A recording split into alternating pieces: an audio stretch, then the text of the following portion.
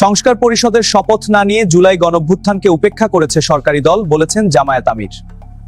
BNP সংস্কার পরিষদের শপথ না নিয়ে জুলাই গণঅভ্যুত্থানকে উপেক্ষা এবং অবজ্ঞা করেছে বলে মন্তব্য করেছেন জামায়াতে ইসলামের আমির শফিকুর রহমান। জামায়াতের আমির বলেন, আমরা মনে করি সরকারি দল শপথ না নিয়ে তারা জুলাইকে উপেক্ষা এবং অবজ্ঞা করেছে। এতে জন আকাঙ্ক্ষের বিপরীতে তাদের অবস্থান বলে আমরা মনে করি। আজ মঙ্গলবার বিকেলে জাতীয় সংসদ ভবনের ভেতরে সাংবাদিকদের সঙ্গে আলাপকালে শফিকুর রহমান কথা বলে। আজ মঙ্গলবার বেলা 11:15টার কিছু আগে জাতীয় সংসদ ভবনের শপথ কক্ষে বিএনপির নবনির্বাচিত সংসদ সদস্যদের শপথ পড়ানো হয়। শপথ পড়ান প্রধান নির্বাচন commissioner CEC AMM Nasir Uddin. তবে তারা সংবিধান সংস্কার পরিষদের সদস্য হিসেবে শপথ নেননি। জামায়াত আমির বলেন, আজ ছিল নির্বাচিত জনপ্রতিনিধিদের শপথের দিন। আমাদের চিঠি দেওয়া হয়েছিল গতকাল গভীর রাতে, যেটা আমাদের জন্য কিছুটা অস্বস্তিদায়কও ছিল। তারপর আমাদের নাগরিক দায়িত্ব হিসেবে দেশবাসীর প্রতি সম্মান রেখে আমরা এসেছিলাম শপথ নিতে। ইতিপূর্বে বেশিরভাগ ক্ষেত্রেই আমরা লক্ষ্য করেছি একই দিনে একই সময়ে শপথ অনুষ্ঠান অনুষ্ঠিত হতো। এবারই বোধহয় আপনারা তার ব্যতিক্রম লক্ষ্য করেছেন। সরকারি দল আমাদের আগে শপথ নিয়েছে। জামায়াত সহ 11 দলকে সংসদ সচিবালয় থেকে যে পত্র বা চিঠি দেওয়া হয়েছিল সেখানে 2টি শপথের কথা উল্লেখ ছিল বলে জানান জামায়াত আমির। তিনি বলেন, চিঠিতে বলা হয়েছিল সংসদ সদস্য হিসেবে তারা প্রথমে শপথ নেবেন, সংস্কার পরিষদের সদস্য হিসেবে আর একটা শপথ হবে। শফিকুর রহমান বলেন, আমরা হলে প্রবেশ করার পর সংসদ সচিব আমাদের জিজ্ঞেস করলেন যে স্যার, সকালবেলা সরকারি দলের তারা শপথ নিয়েছেন, তারা শুধু সংসদ সদস্য হিসেবে শপথ নিয়েছেন, আপনারা কি করবেন? আমরা তখন বললাম যে আমরা 2টিরই শপথ নিতে এখানে এসেছি। জামায়াত সহ 11 দলের সংসদ সদস্যরা কেন 2টি শপথ নিতে এসেছেন তার ব্যাখ্যা দিতে গিয়ে জামায়াত আমির বলেন, আমরা মনে করি যে 26-এ কোনো নির্বাচন হওয়ার কথাই ছিল না। এই 26 সালের নির্বাচনটা হয়েছে 24-এর গণ অভ্যুত্থানের কারণে।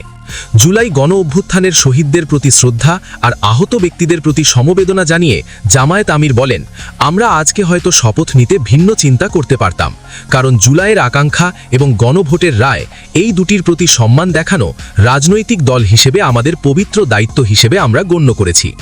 আমরা গণভোটের রায়কে সম্মান করেছি, জুলাইয়ের আকাঙ্ক্ষাকে সম্মান করেছি, যারা আমাদের ভোট দিয়েছেন তাদের সম্মান করেছি এবং আমরা একমত হয়েছি যে এই শপথ নেওয়া আমাদের কর্তব্য। সংস্কার পরিষদের শপথ না নেওয়ার বিষয়ে বিএনপি যে ব্যাখ্যা দিয়েছে সে প্রসঙ্গে শফিকুর রহমান বলেন, যদিও তারা ব্যাখ্যায় বলেছে যে সংসদ বসে প্রভিশন পিরিয়ড করে দেখবে, আমরা এটা দ্রুত দেখতে চাই। যদি তারা জুলাইকে সম্মান করে, যদি সংস্কারকে তারা ধারণ করে, আজকে যিনি প্রধানমন্ত্রীর শপথ নেবেন তিনি নিজেও নির্বাচনী ক্যাম্পেইনে গিয়ে বলেছেন যে আপনারা গণভোটে হ্যাঁ বলুন। যদি এর প্রতি তারা শ্রদ্ধাশীল হন, আমরা মনে করি তারা ওই শপথও নেবেন। কার কাছে শপথ নেবেন সে দাবি আমরা করব না। ওনাদের পছন্দমতো অ্যাপ্রোপ্রিয়েট অথরিটির কাছে ওনারা নিতে পারেন, আমাদের কোনো অসুবিধা নেই। কিন্তু আমরা দেখতে চাই জুলাই সম্মানিত হয়েছে এবং জুলাই স্বীকৃত হয়েছে। জুলাইকে অসম্মান অশ্রদ্ধা করে স্বীকৃতি না দিয়ে 26-এর এই পার্লামেন্ট নিশ্চয়ই কোনো গৌরবের আসনে বসতে পারবে না। এ সময় জামায়াতের আমির সরকারি প্লট ও ট্যাক্সবিহীন গাড়ি না নেওয়ার কথা পুনর্ব্যক্ত করেন। তিনি বলেন, আমাদের এই সিদ্ধান্তে আমরা অবিচল এবং অটল, আমরা এই সুবিধা নেব না। এছাড়া বাকি কতটুকু না নিয়ে পারা যায় সেটাও আমরা দেখব। দেশ এবং জনগণের ভালোর জন্য সরকার কোনো উদ্যোগ নিলে জামায়াত সহ 11 দলের সমর্থন থাকবে বলে জানান শফিকুর রহমান। তিনি বলেন, কিন্তু যদি আমরা দেশ এবং জনগণের স্বার্থের বিপক্ষে কিছু দেখি তাহলে জনগণের হয়ে এই জনস্বার্থ বিরোধী কাজের বিরুদ্ধে লড়াই করব। আমরা প্রতিরোধ গড়ে তুলব ইনশাআল্লাহ।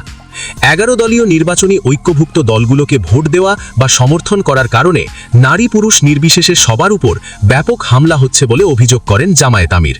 তিনি বলেন, সরকারি দলের কাছ থেকে দায়িত্বশীল আচরণ আশা করে 11 দল। এখনই এসব হামলা বন্ধ হওয়া উচিত। সরকারকে এ ব্যাপারে দৃশ্যমান পদক্ষেপ নিতে হবে।